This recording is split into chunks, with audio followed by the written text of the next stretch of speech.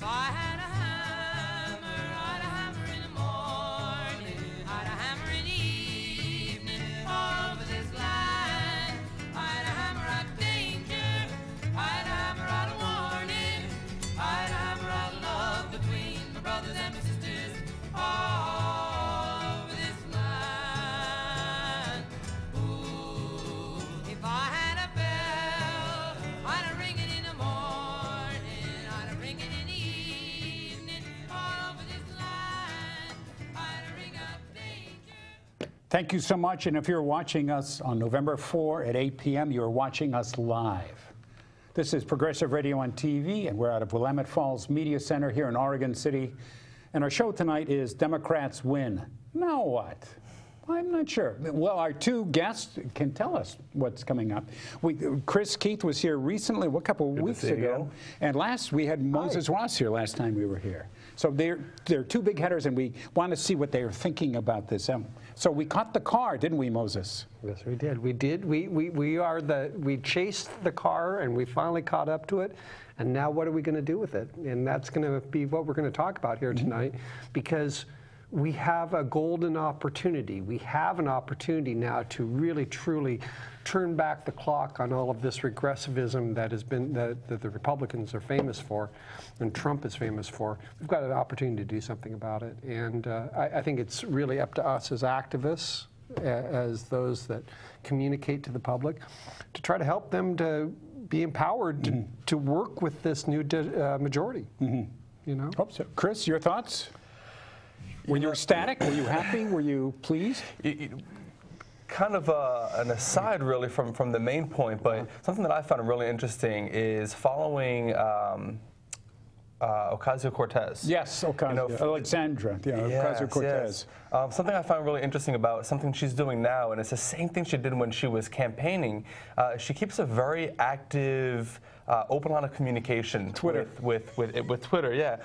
with people, and we're seeing for the first time, what it might be like to go from your standard civilian and into, government and what she's going through, the process, being a freshman. It was really interesting when she made that note that, here I am choosing my health care. And on the one hand, you could tell that, she's very happy that she has very nice health care to choose from. But she's questioning, why can't we all do this? Why is it just her? Why is it just those folks that are making the laws? They get the benefit of these great health care programs, but the people that they represent are left with, who knows? I know. I really like the contrast. I just think she's a firebrand. I mean, not firebrand. She's a anyway. She's a kick in the pants. You know that you're doing something is when Fox News treats you, degrades you on live. Can you believe this? She's wearing clothes. Yes. Oh yeah. And also, she got clothes from Payless, but how they look really expensive clothes. Yeah, $40 off the rack. You know what I do find interesting about Alexandria, AOC, is that the abbreviation that we use to Alexandria Ocasio-Cortez. And one thing I do really like about her is that because of how new she is, she can bring a new perspective and a new attitude, a scrutiny to the status quo. And I think she's one of the few people that could actually articulate it and relate to that disparity that is so blatantly obvious once you're into that in there. Two issues that she's brought out that I really like. Well, the three about healthcare as well.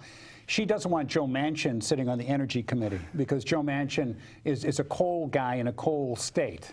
And so she says, hey, you can be a Democrat, but don't help decide the climate policy thing. And she really is really big on green energy. And, bless her heart. Certainly with Trump administration, he has a heart of coal. Not much of a brain, Trump, but he's got a heart of coal. But no, good for her enthusiasm and focus on climate change. And I think she's also very much interested on student debt. Oh my gosh. Well, it's interesting. It's like any kind of a good politician. You take an issue that you are really, truly familiar with and you adopt it and embrace it and talk about it because it's something that you know about. And she is bringing her very unique perspective to the Old Boys Club and bringing up issues that they probably didn't even consider, let alone want to have to deal with. I agree with you. You know, like for instance, the disparity in the healthcare system. You know, I love the fact that she is challenging them on the fact that she's getting better coverage as a congresswoman than she would have as a public servant. As a public servant, right? Exactly. Than the public, right? Than the actual public, exactly. Right. So, you know, more power to her. I think we need more politicians questioning that status quo, and I think that it will pay off for her in the end, not only in influence, but in her ability to get things done, to be heard. You know, altogether, I'm supremely proud of the Democratic Party and the incredible amount of diversity that you see. You know, not just that has been there for years now, but especially this newer class. The women just taking it over. Women oh and my Muslims God. and yeah. you know, all this hodgepodge, and there was that photo that emerged that showed the Republican Congress and the Democrat. And Republicans had one new woman in there, and the rest were men. Old white men. No, yeah. I thought you were going to be talking. I thought you were talking about the staff pictures that Paul Ryan's staff took of the interns, the Republican congressional interns. that was it. And you looked in, and there was at least 50 people, and it was all white men, except for one woman. Except for one woman, and then you take that and you compare it to like the Democratic Party's staffers, and it's this wonderful beauty of diversity. If I had my way, I mean, obviously I can't do it, and really, maybe I don't want it anyway, but I would take away the vote from men and give it to women. Women are concerned about family, well-being of everyone. They don't want to get into foreign wars. You know, they're not going to drink beer for the rest of the night and so on, too. And actually, I don't think women are interested in hooking up with other, people like men seem to be doing like a hell of a rate in spite of their, august office. But anyway, my point is women are terrific. I'm just so glad that they're making some of these decisions. What's her name? The blonde begins with a C. Anyway, she said, "Oh, the worst thing possible is when women got the vote." I mean, it's like too late, lady. Now, too late. Thank God they have the vote.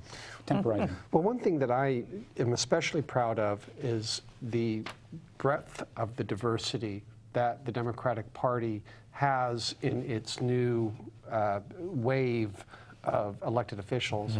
I had the pleasure of meeting the new Congresswoman from New Mexico, Deb Haaland, and she first Native American. Yes, I saw the picture on Facebook and so on. Yeah, what an honor. Yeah. But think about the perspective, the unique perspective that she is bringing to the Congress. She is bringing the perspective of an underserved and an underrepresented community. And so she's bringing a whole range of issues that, quite frankly, the status quo doesn't even think about. Wasn't she the one that she was questioned whether or not she was American enough? Was she the one, or there was a person in Arizona? But, it might have been her. I think it was she. And they said, "You're not American enough." She's a Native American. She's the only American. Yeah, but it's like, I thought that was also real interesting, given the harangue about the people coming up from Central America, fleeing those countries of incredible violence. And, we created that sort of violence to our military invasions down there and toppling countries down there.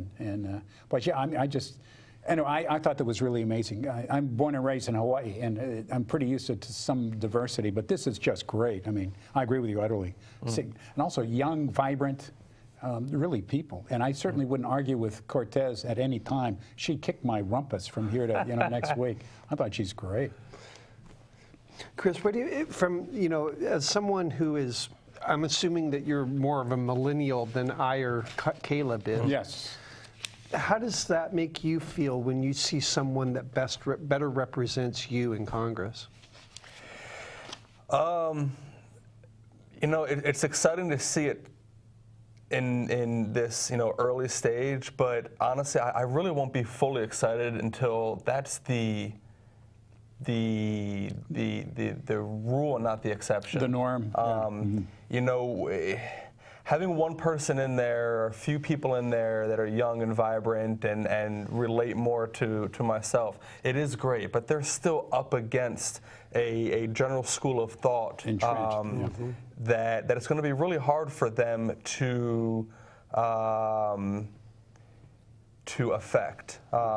So yeah, it's invigorating. I feel relieved to see that it can be done at all. That we really can come in with a younger person with, you know, pretty far left views and get seats. But I want so much more. Right.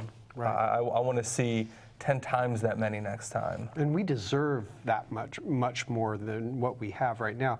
Let me give you two examples here locally of how that can really affect things. I think that the reason that AOC, calling her by her abbreviation, the reason that she won and beat Joe Crowley, who had been in line for a leadership position in the new Congress, and so he did not take into, he had been there for, what, 10 terms or something like that. The reason she won is because she had a better ground game than him. Right. He did not take her serious enough, and she went out there and actually talked to voters. Right. And that's how you go about it. That's how you change minds. That's how you express the common values. It's you talk to voters. And she stuck to the policy. She stuck to, like you were saying earlier, she stuck to issues that people truly care about. She didn't let herself get distracted. There weren't a million scandals and things that had to be dealt with in between. And she's really, really good. You know, and I think this might be something to say about the millennials, but they grew up battling the boomers. She grew up in that. So when she's dealing with, you know, other politicians or pundits or journalists that are, you know, throwing out the establishment talking points at her, she's ready for it. She knows how to respond. She knows how to turn the question around so that she's not, you know, in a defensive position, but she turns it into a moment of teaching. She turns it into an opportunity for her to get yet another point across. That's exciting to see. Let me just, this is from a poll of likely 2016 voters and online results. And this one talks about green energy, a Green Deal, millions of clean energy jobs. 70% of American people want that, 70%. So when we say she's a wacko, no, she's no wacko. I mean, what she says, you know, Medicare for all, or, you know, what she wants is something that most of the American people want. Well, what she wants is not the Republican platform. And so the Republican establishment is doing everything it can to discredit her, to make her look foolish, to make her look naive. And it's funny, she's kind of insulated herself against that, I think, because of her bluntness, because of her honesty. She's unafraid. Right. She's unafraid. She's like, hey, you guys, bring it on. How about when Fox News at one point said, these are terrible things, free college education, Medicare for all, and all this other stuff. And then after a while, they took it down because it was so popular for people. And, you know, some of the Fox heads say, you know, gee, if I was a weaker person, I'd really like those things too. Everyone should have those things that she's interested in. Right. But good for her. Well, and I think that in a nutshell, though, is why the Democrats won, is because they went back to their roots. They went back to expressing and sharing the common values that we as U.S. citizens all have, citizens of Oregon, people that live in Portland, Oregon. We all have these common values. And she's green energy, as you say, 70%. Campaign finance reform in Multnomah County and in Portland passed by over 80% approval ratings in both cases. So you can't tell me that these are not popular issues. Debt-free college at all public universities, 62% of the American people want that. So once again, I think that the Democratic Party finally figured out the formula, and that is to not make it about personalities, personalities, make it about you. Issues and policies that help her. One of the things, or at least the freshman class, right? At least the younger. But even then, it's not too many candidates, Democratic candidates, remarked on Donald Trump. They stuck to the issues time and again. And you're saying earlier, health care and so on, too. You know, they focus on the issues. One of the bad things, well, Tom Hartman rails about this all the time, the great Lord Tom Hartman, is that now the television stations and so on want to make it a horse race. You know, who's ahead? You know, let's look at the polling and what are you going to do for 2020 and so on. They don't want to talk about policies. They don't want to talk about income inequality. Why? Because a lot of the stations, because they know what the actual values are. They know that Americans. Also, the stations are owned by billionaires. Right. Yeah. I mean, and they don't. Comcast also does not want to talk about exporting jobs overseas. Once again, they're billionaires. It's incredible that we still have so many Republican representatives, and not the number that we do, and it's solely due to gerrymandering. Money. And also because more people vote for Democrats than vote for Republicans. Period. Yes, but Citizens United too has a lot of dark money that influences people. Well, and that allows that these systems perpetuate, but. Yep. You know, the majority of America feels the way we do. I think so. Yeah. And the majority of America votes for Democrats. Right. But it comes down to what we were talking about earlier before the show, and that is how the negative effect of gerrymandering and how it has skewed the representation in both the state legislatures and in the Congress, the national legislatures. You know, so it's going to take that gerrymandering, that redistricting that occurs. It only occurs every 10 years, and so it's imperative that the Democrats be in control of the states or the state legislatures in time for this new census that will precedes any kind of redistricting, because the redistricting is based off of the census results in every particular area. I was listening on KBOO today, this redistricting person who's Hispanic, he's a really terrific person. He explained why the census is important, why kicking the question off, you know, there's a Trump people want to do for 2020 is not a good thing. But I mean, really eloquent person. He pointed out that the census is important to determine amount you're going to get for services through the various cities, counties, population centers. And so he said, maybe New York State will be losing 2 representatives this next year, and Florida will be gaining 2. But you also, in states where you have a lot of Hispanic people, you want to make sure that they get representation, that they have that.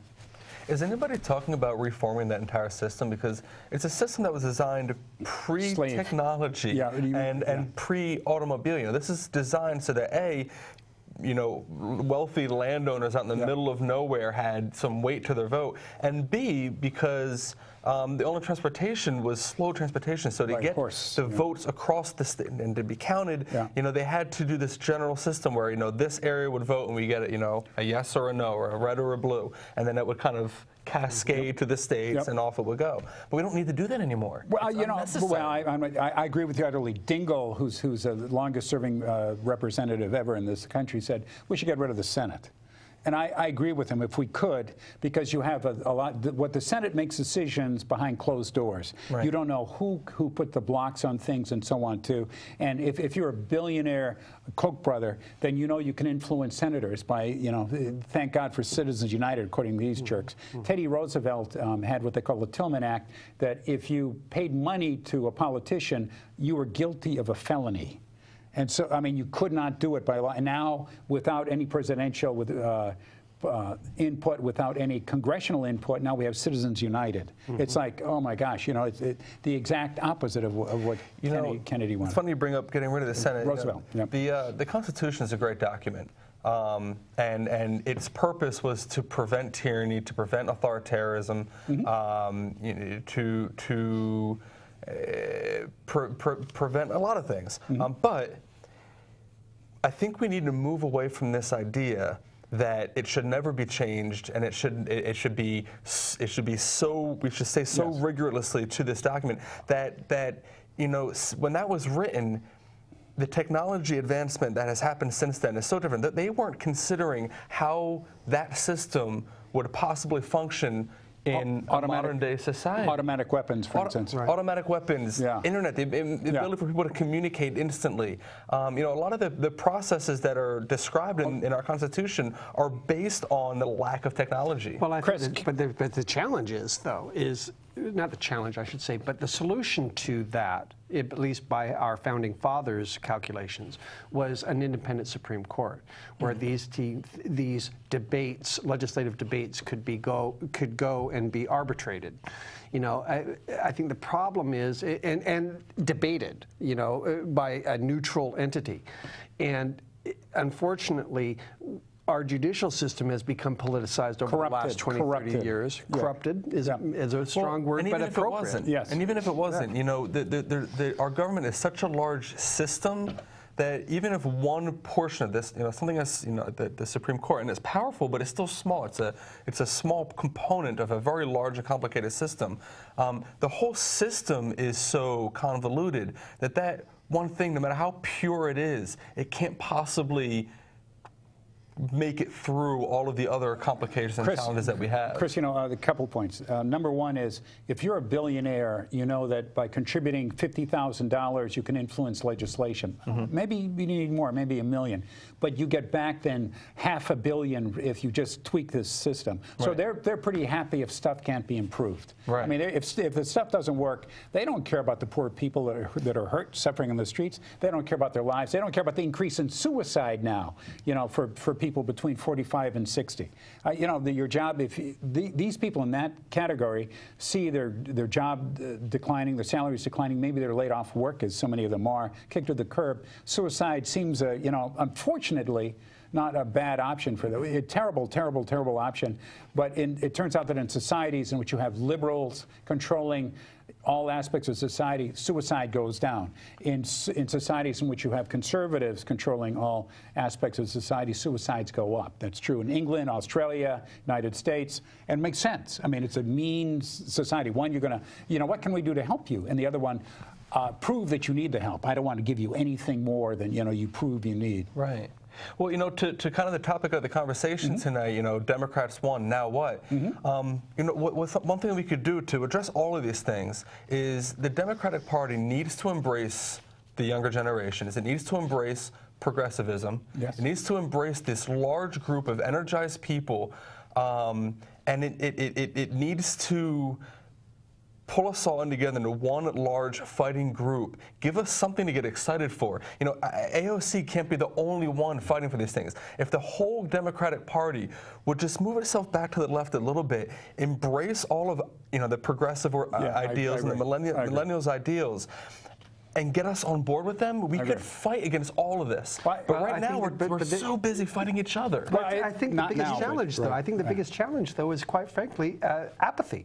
Apathy from the millennials. I mean, you know, sure, millennials have gotten involved in the Democratic Party, and sure, millennials have progressive lefty millennials have made concerted efforts nationwide, not just in Oregon, to affect the Democratic Party and its philosophies, its attitudes, and that's always a good thing. New energy is always needed in any kind of a organization.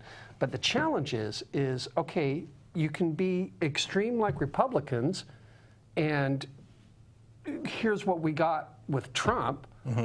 We need to learn from their mistakes or from what their experience and not duplicate that. Because I've always felt, and I'm as progressive lefty as I get, but I did not feel that Bernie Sanders was an appropriate presidential candidate because he went too far to the left. That's why I supported Hillary, because I wanted to get some work done. I didn't want pie in the sky. And I supported Bernie. Okay, so now I point that out, though, because I'm on the left side of the stage. But that's the schism that is inherent with any kind of party. With any kind of a party. Okay. You have your groups that want change and they want it now. You have your groups that have that don't want change, and maybe it shouldn't be such a stark choice. Well, I just go by these are Bernie's platforms. I mean, but those are also the Democratic Party's platforms. Yes, but it's just that Bernie, an independent who has yet to register as a Democrat, has yet to is been promoting them. Yeah. You know, and so is Ocasio-Cortez and so on too. The lefties. Yeah. I have more respect for AOC than I do for Bernie. Why? In the fact because she is actually doing something about it. Bernie is too. Bernie has done a lot for it. All I've seen is that he's run for president, and I haven't seen one bill that he ever sponsored. Oh no, he's been pretty good about bills. But his name is not the first name on the bill. But apparently he's quite good at it. Oh, hundreds. He's been involved in no, but he hundreds. has. But his name is not but he'll reach across the aisle and so on too. One reason why he doesn't want to come off as a Democrat, he thinks as an independent he can influence Republicans better and so on too. And also, if he was, but okay, that's great, but. And if he's trying to change the Democratic Party, it helps to be a Democrat. And also, and I just find that amazingly hypocritical that he's trying to change a party that he's no longer a part of. He's not a part of. I mean, it's just that's just my attitude about Bernie. Yeah. But it's not my attitude about the progressive issues that we have an opportunity to get implemented in the state of Oregon and nationwide. I think it's exciting. I mean, let me put it this way: campaign finance reform. Yes. Is my very high. pet issue. Yeah. And we have an opportunity coming up in the Oregon State Legislature in their short session here in the next 3 months to be able to get passed legislation that will enact campaign contribution caps, better transparency of who is funding campaigns. You know, and that's really the problem to end all problems. A lot of them. Because it's the top problem. Yes, I agree. If right now we're operating under a governmental system where our representatives actually respond to monetary donations from the wealthy, then they're not our representatives. Phil Knight if we criminalize that and we make it so that they literally and truly must come to us for our vote, and they have to come to us for our dollars, now they represent us. Yes. And now all these other things, all of these other problems are all symptoms of the fact that we have no control over our government. Agree. And that's it. So, I agree. So campaign finance law is absolutely the problem you solve I agree. To the rest. Supreme Court has kicked aside all campaign contributions caps, really, most of them. Well, actually, the Oregon Supreme Court, And the yes, reason that we don't have campaign finance reform in Oregon is because the Oregon Supreme Court back in the mid-90s made a ruling that you cannot cap a contribution, you cannot put caps on contributions because it would be infringing free speech. Now, that goes counter to 46 other states in the United States that do have contribution caps that feel otherwise. Now, we have an opportunity here in Oregon this year, currently, because there is no longer any of those previous those Supreme Court judges on the board, on the court anymore. Terrific. I didn't know that. So Moses. we do literally good job. have an opportunity to get a positive ruling for that restriction. Right. Now, when it comes to defining who can contribute, i.e. individuals versus corporations, that's the national one. I think if you can't vote, you shouldn't contribute.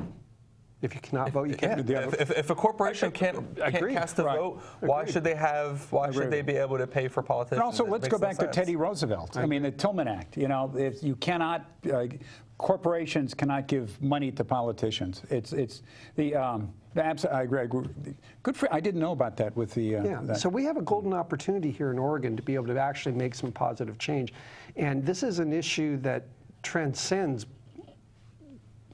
who you admire in politics. I think that this gets down, as you said, to the real root of the issue. Right. Republican or Democrat, you should support this because no matter which side you're on, you want your side to be in your corner, right? So if you're a Republican, you want Republican representatives to support you. Yeah, Chris, so, either side of the aisle should support Chris, this. I think they should, but I think it's naive to think that any major Republicans are going to support it. Well, that's right. Major? No. But I mean, the leaders of the party will not support it. No, and I think the Democratic leaders would support it.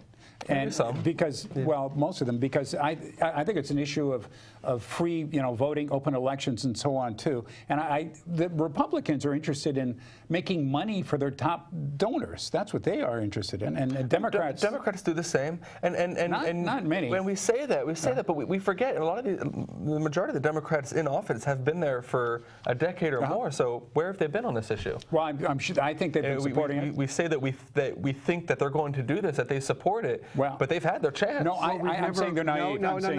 I would disagree on that. I think that the Democratic Party has worked within the system that it has been given. The Republicans, I mean, think about it. It went to DEFCON 9 back in the Clinton era because Clinton had to appeal. The reason that Clinton won, one of the reasons that Clinton won, was that he duplicated the Republican formula of triangulation. And of appealing to business, to other sources of income. Banks. Okay, but now, and so it got him elected, and so yes, we do have to change it, but we're playing. The problem is that for us to play under the current rules and to win, Democrats have to utilize those rules. We just had, I believe, what, 7 Democratic representatives that just got into office, and they took 0 PAC money.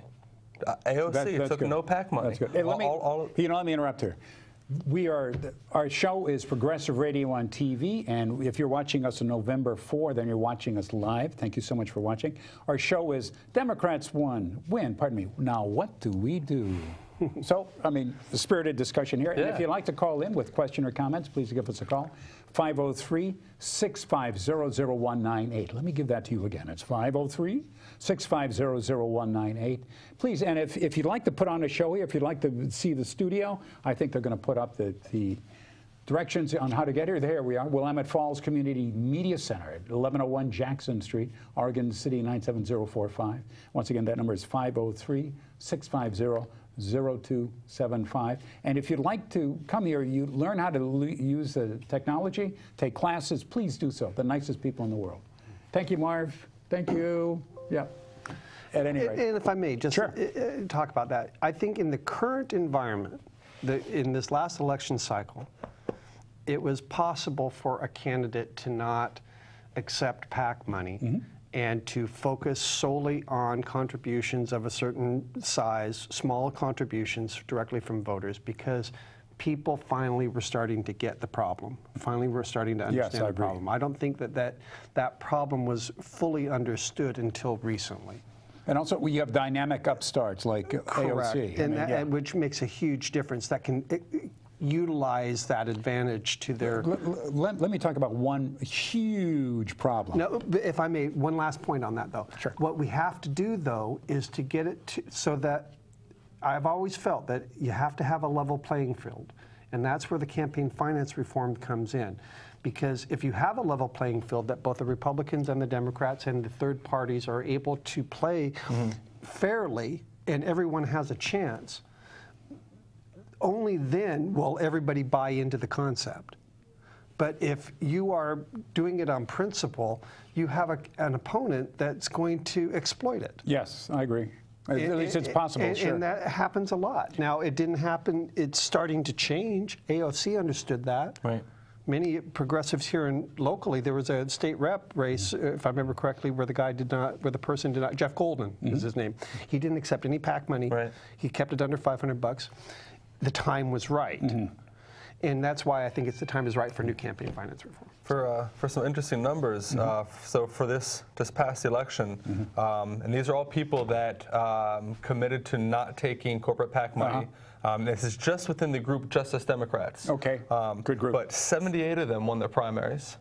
26 of them won in their general election, and seven of them ended up being elected to Congress. Those are great numbers. Yes, they are. And probably first-time runners, too. Yeah. Hey, let me just get this. 435? Telephone caller, where are you calling from tonight? That's 1%. I'm from Rockwood, Gresham area. Oh, great. You got questions, comments, sir? Yeah, I mean, I'm kind of libertarian. My cousin, he ran for a libertarian position. Okay. And he kind of knows a lot about this and that. Yep. And, well, the guy that went to Turkey, he spent 2 years in Turkey. And he definitely did a number on a lot of people at home here. He was all just like getting people support, and Donald Trump even mentioned that in his campaign. He said he hoped that one day he would talk to that dude and exonerate him or something, or welcome him in his outfitted suit on that first day back. And yeah, that was cool. Good. I guess, yeah. Were you happy with the election results? Well, Donald Trump got my birthday. Of course I'm happy. I mean, I'm more like Democrat by heart, by nature, of John Locke. He was voted for the 44th most influential person on earth. Jesus was first. Who was 44th? 44th position was John Locke, who that John he Locke, was the before philosopher. he like started France and right before the revolution. Yeah. He invented democracy. Yeah, no, he's a great philosopher. Yep. Yeah. But it. Anyway, well, thank you very much, and thank you very much for calling, sir. Appreciate that. All right. Thank well, I think Donald Trump is a regular jackass. Good for you, sir. I absolutely agree. I would not tell you my true feelings because they kicked me off the air, but, sir, you are correct. I just, he's one of them Ronald Reagan dudes. I mean, he's a famous dude. I mean, that's a whole new thing what's going to happen forever now. Yeah, no, I hope he leaves before too long. My hope. I mean, regular people's getting nominated for president. That's going to be something else anymore. I mean, it's going to be I hope The Rock. It's going to be Oprah. It's going to be anybody who even just got a little campaign money or something and they're popular. They're good. It's nice to see a picture of Jimmy Carter today, building houses still. I think he's 93 now. I mean, that's what a guy. Example of a president. Yeah, he's peanuts, dude. I think Charles Schwab doing auto. The guy over there, Gerald Ford, he died in 2006. Mm-hmm. Exactly 1 year after I got a car that crashed. Exactly in 1205, my car crashed. It was a Ford. Oh, no. So like a year later, Gerald Ford died. I was like, wait a minute. And I was driven since. And I drove since 92 through 2005, 12 of that year. Gerald Ford was not a bad guy in all. No. Except that he shouldn't. Lady Bird and all that. Yeah. Anyway, thank you so much, sir. Appreciate that. One of the things that I was going to bring up was that people don't know what's going to go on if we don't have media telling them the truth. And the media has been lying, with Fox and so on, too, or pretending, the major media, that we actually have a president that's not crazy and lying all the time. They've been more now able to say, hey, he's not telling the truth. You think? He's not telling the truth. Thank God we have investigative committees, right? Maxine Waters is going to investigate finance. Nadler is going to do judicial, and intelligence is going to be Adam Schiff. I mean, thank God we're going to have some people really investigating this. I'm excited. You can see him squirming already. It's glorious. Yeah. The thing about him is he's been a crook for decades. He's been involved in just the real estate business in general is rife with money laundering, criminality. He's been beholden to his loan holders for a long time. Has been moving money around in and out of the country, within the country, laundering money, business deals with Russia. So it's so much more than just what he did now. But what I think is funny is that this guy thought he was going to go and run for president and increase his brand and maybe bump up ratings for The Apprentice. And then lo and behold, he won.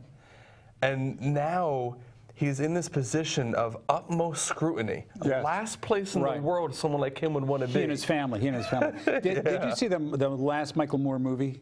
I didn't see it, but the premise of the movie is this, according to Tom Hartman, that he was talking to another person who was associated with NBC Studios. And he said, this other guy was making more money than he was, begins with an S, I forget, Sig something or other. And he said, I'm going to run for president. So then he, and increase the demand so he can get more money when he runs for, asks NBC for funding. So then he comes down there in the Golden Walk down, and he had asked paid actors to come down. Some of those people, $50, $75, just to cheer him. And so he talked his racist talk, and he was really surprised because a lot of people in the country liked that racist talk. And so he got into it. There was reports early that Melania was crying after the win, and maybe, geez, she knows what it's all about. Well, okay, we can talk about Trump and his success all we want, but the elephant in the room, and I mean that intentionally, is the fact that the collusion with the Russians to badmouth Hillary, to promote discord, to promote misinformation, and to play off of the ignorance of the U.S. voters to allow somebody like Trump to win, and someone with as uniquely as highly qualified as Hillary to be degraded. You know, I mean, even today within the Democratic Party, we can't even say Hillary's name, even though she was one of the most qualified presidential candidates ever. And all of a sudden, I can't even mention the fact that I was a delegate for her. You know, because of that tells me that A, the Russians did a fantastic job with misinformation. That tells me B, quite frankly, a lot of voters are ignorant when it comes to being manipulated by outside influences on Facebook and other places. Well, wait, let me... You know, C, that tells me that Trump rode the train. Yes. He rode that train. He knew exactly what he was doing. He encouraged the train. He told them where to go. So you get these three facets to the election called coming to a perfect storm. And here we are 2 years later still having problems discussing Bernie and Hillary. It's crazy. The Russians are laughing at us now. Moses, let me tell you what Jonathan Chait said today on Tom Hartman's show. He's a well-known reporter and so on too, does fantastic stuff. New book out, and his book goes to fear, and it's how the media drums up the fear with people. And in elections, they intentionally don't talk about policies. They don't talk about issues. They talk about personalities, and they drum up fear. And I think that's true. That's how they gin up their money for the next election cycle. You know, we're going to run all this other stuff, but I do think the media has a hell of a responsibility. Okay, so we'll add a fourth leg to that stool: the media's complicity in all of it. Absolutely. And I do have to agree with you on that. Les Moonves, the media allowed it. Well, encourage it. What happened to good journalism, scrutiny, investigative reporting? Well, you know, I think Tom Hartman is a terrific journalist in his own right, and Jonathan Chait and Amy Goodman, I was listening to her today as well. But in terms of the generating the hate and so on too, they make so much money on these political things. Les Moonves, before Trump was elected, said he was head of CBS Group. He said, you know, we apologize at CBS for bringing us Trump, but we're making so much money as long as it's all cash, right? Thank you. He also got indicted recently for sexual abuse and so on. But what a crude thing. You're head of a company, and you say, I don't care about the good of the country, I'm just interested in money, and that's the way it works. You know, nothing personal, just money, and the country goes down the crapper. How important do you think it is to voter suppression? I think voter suppression is a hell of a thing. We've seen it in Georgia now, and we've seen examples of it in Florida. Closing down polling places, requiring IDs. Perfect match, losing the stuff, That was just, we were talking about that earlier, about what's going on in North Carolina, about how the absentee ballots were collected and taken to a Republican and GOP operative's house and never to be seen again.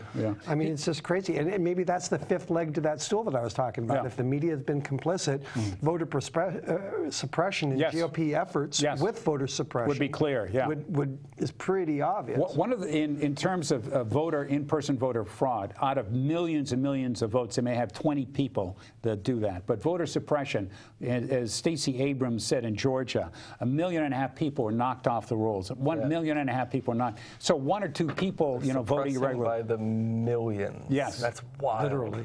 Literally. And Oklahoma, Kansas, I mean, Michigan and so on, too. In Michigan, in Detroit, during the election, all these voter machines in Detroit, in African-American sections, the machines didn't work. They had 50,000 people, supposedly, that didn't vote for president. I mean, that... Yeah, they were shipping voting machines without power cords. Well, yeah, in Georgia, But it's insane. And it's one of the things that these committees are going to be able to do is just to bring to light, once again, the voter suppression stuff. I mean, just... Well, and you know, and slowly but surely, I think people are getting wise to it.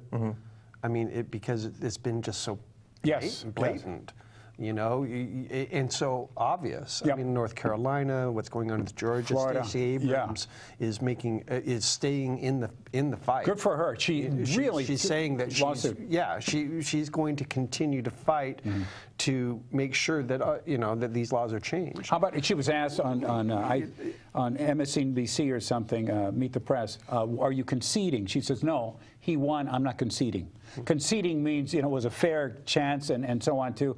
The rules were followed. No, I'm not conceding. He did legally win. I'm not conceding. I thought, I loved that. I mean, the fire in her belly. I mean, she's absolutely dead on right. I mean, it's just crazy. Krista, what do you think the voter suppression and the discouragement that can come from not being able to cast a vote or not being able to vote, how do you think the millennials, that affected the attitudes of millennials to vote? I mean, I would say the same as I would for really any group of people, and that is, it's hard enough to get a group of people to get out and vote. And when a person invests their time, either paying attention to a candidate, researching a candidate, getting excited about that candidate, and they finally do something that they hadn't done before. Because people who vote consistently, they're going to continue to do so, right?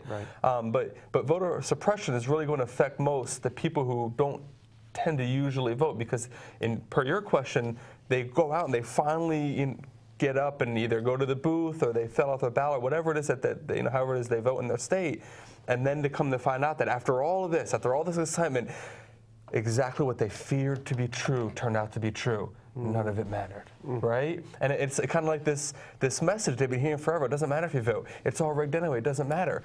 And they finally get convinced to go out and vote. And something like what happened is in Georgia with the power cords, and they can't vote anyway. Or in what is it, Detroit, where the machines weren't working. Oh, mysterious. Or North Carolina, where their mail-in ballots are just being shipped off to some house. So, I wouldn't say it's even unique to millennials. Just anybody who's not used to voting and doesn't really know what to do in those situations, that would have a devastating effect. It would definitely make it even harder to get that person to come out the following year. I think I think one of the reasons that Bernie had such an appeal to the Democratic Party voter, especially the younger Democratic Party voter, is because he was finally articulating something that needed to be said. And I'll have to agree with you. I don't think that Democratic Party electeds had the courage or the desire to confront those issues as strongly as they should have, or if at all. And so I do tip my hat to Bernie bringing up these issues, bringing them up front and center, and making sure that we are starting to talk about them. So for that, I must give him. And really, win and lose, that's what he himself even said. His whole campaign, he said, it's not about me becoming president. It's about starting a movement. It's about starting these conversations, because a lot of these conversations were not in the mainstream. They weren't within the young people. They just weren't there. And if he did anything, he got those conversations started so that we could continue them. Even raising minimum wage is one of his concerns. It's certainly AOC's concern. And it's happening now. It's happening all over the place, state by state. Screw that. And also the trickle-down economics is really ridiculous. I mean, the thing that works is demand. And so the way to get demand in an economy is to put jingle in people's pockets. And so if you can raise minimum wage, then people are going to buy stuff they need. They're going to go to restaurants. They're going to movies. They're going to take trips, buy cars and stuff. Give a millionaire a bunch of bucks. They can't afford too many pairs of pants. I mean, they don't need pants. Only so many. Yeah, I mean, money doesn't go up. It's the simplest concept. You want money in the hands of the largest demographic of spenders. Period. And hopefully in people, for instance, food stamps, they are going to spend everything they get. They don't squirrel it away. 110%. Yes. The lower financial demographics spend 110% of their income. Right now we're talking about the logic behind a basic income for all citizens. Yes. I mean, and that's something that I fully agree with. Yeah, we talked about that a couple of times. I agree. I mean, if you give somebody the basis for a decent life by knowing by giving them some sense of financial security, that's what it boils down to, is just financial security. Right. So I've always wanted to see experimentation on just three recent, maybe on a county level, maybe on a city level. I don't know if we're at a point yet where we can do it nationally with Medicaid. With those in California, well, they have several cities that are trying that. One is. I think it's not Modesto. I think it might be Turlock. There are 3 international programs that were just completed recently on that topic. It turns out that giving people money, it works. It does work. They don't spend it on unnecessary Right. fripperies. They spend it on education, on buying a cow, and so on. That's their choice. Well, you know, we have to move away from this idea of immoral. if I give you money, you have to do with it what I value as important. You know, that's the whole point. You're giving them autonomy, and that autonomy includes wasting it if they feel like it. But we have to give it to them. If we hold their autonomy, that means they have none, right? So, you know, if you're going to give somebody freedom, then it's the whole package. You know, and the irony of it all is that Republicans use that concept of basic income as, they label it as a freebie or as an enabling thing, when in actuality it would have the effect that they would want, as far as teaching people to be austere, teaching them self-responsibility. Yes. You know, so it is kind of ironic to hear them talking against it. You know, so While they receive it. They receive it in the form of subsidies and tax breaks for their businesses and corporate welfare. Corporate welfare breaks on estates and corporate welfare takes thousands and thousands of dollars out of the average person's federal income tax. A lot more than the people pay for welfare programs and so on too. But it's hidden. It's hidden in these taxes. And what do you think about, should we rein in the military a bit? Do you think? Yes. You were in the military. Well, you were in the military, so I thought yes. Did you serve? I did. Yeah. Without question. We spend a cut-off amount of money on our military.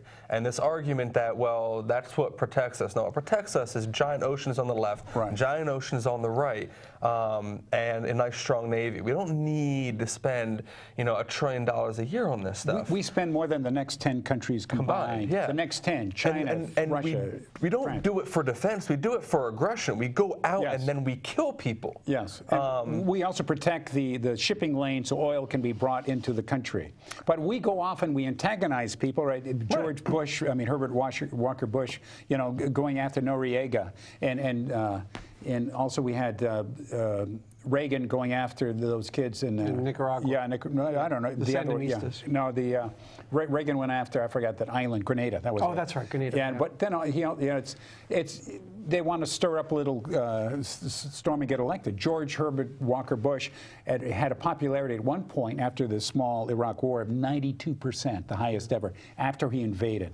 And you know, I want the House once again too to have the right to be able to say, hey, I'm not interested in going to war. Forget this stuff. And I bet now at least the House is going to say, we want to see what the hell is going to go on before we're going to authorize another military. Well, you know what the challenge is, though, is that the presidential power to be able to utilize the military and not declare it as a war, it is diluted the effectiveness of the Congress to be able to monitor the military. No one has ever stood up for the war. I mean, declaring war, and even Obama did.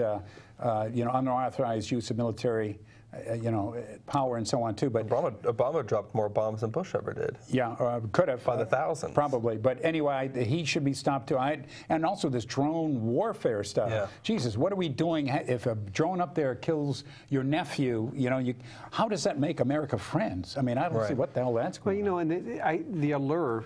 Correct me if I'm wrong, but the allure of the drones and utilizing drones is that a person would not be killed while doing close up while doing these military operations. You're not. But it also increases the amount of operations we do and increases the amount of other people that we kill, including a lot of collateral damage. The reports are very hard to get on these, but thousands of innocent people are killed every year with these drone strikes and these bombs. Thousands on thousands. Women, children, neighbors, passerbys.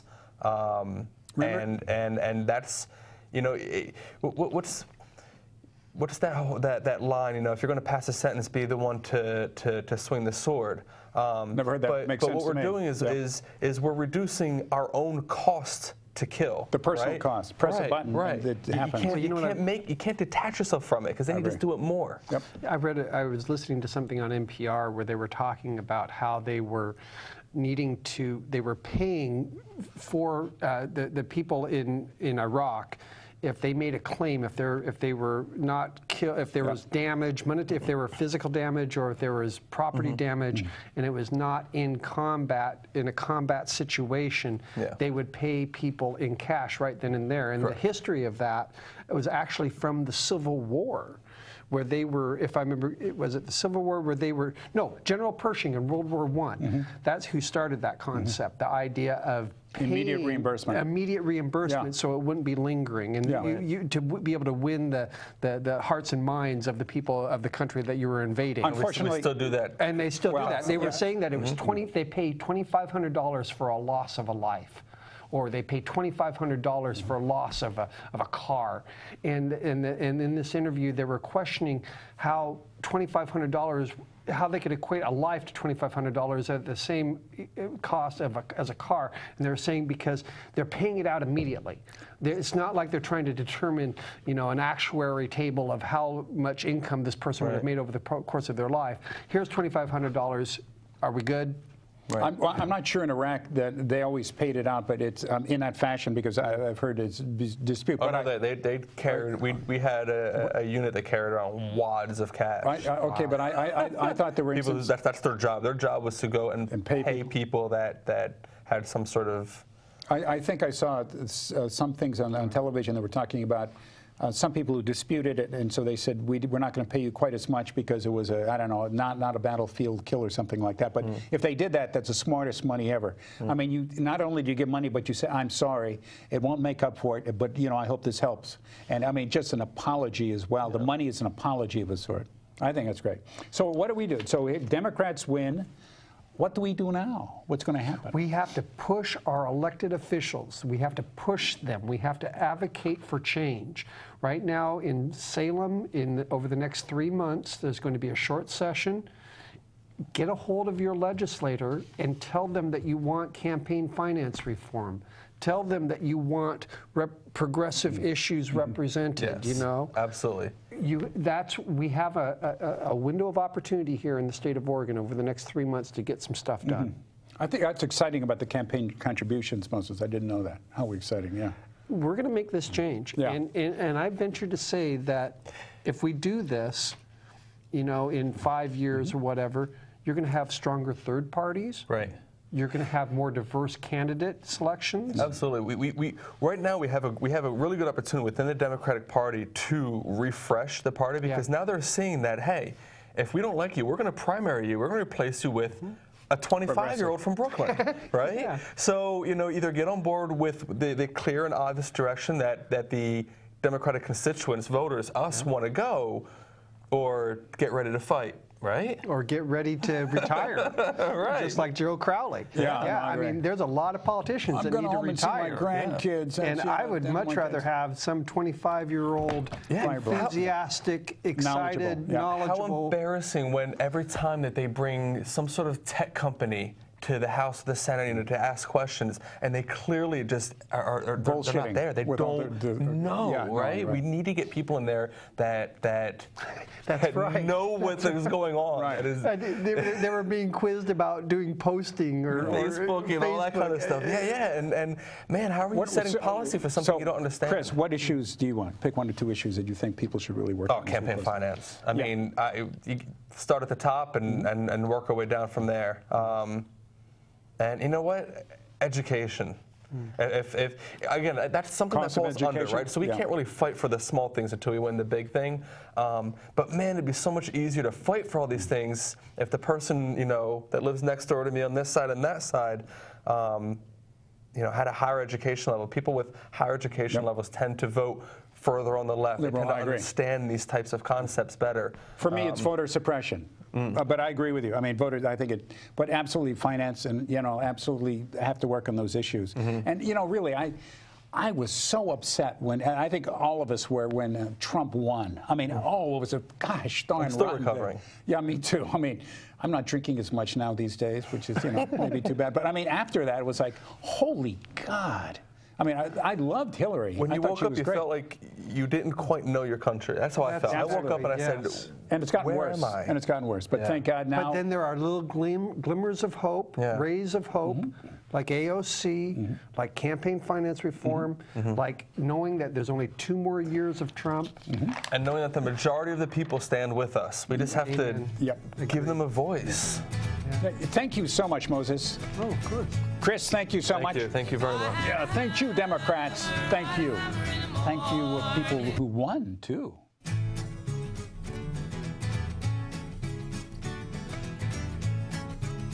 If I